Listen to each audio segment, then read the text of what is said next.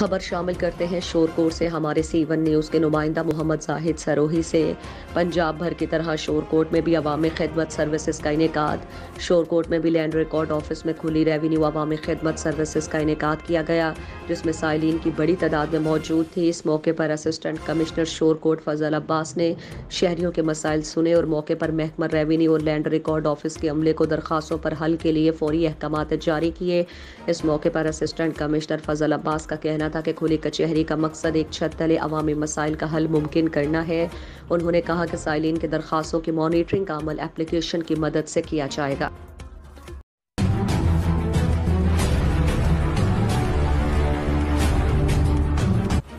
خبر شامل کرتے ہیں شورکوٹ سے ہمارے سی1 نیوز کے نمائندہ محمد زاہد سروہی سے۔ شورکوٹ مسجد والا ککی نوچک سوئم میاں تصور عباس، میاں صد عباس، میاں عمران، میاں ناظم کے والد محترم میاں محمد اشرف عرف مظہر ولد میاں حکیم قوم کاٹیا، جو کہ رضاء الہی سے وفات پا گئے، جس کا نماز جنازہ مسجد والا میں ادا کیا گیا اور ہزاروں سوگواروں کی موجودگی میں مرحوم کو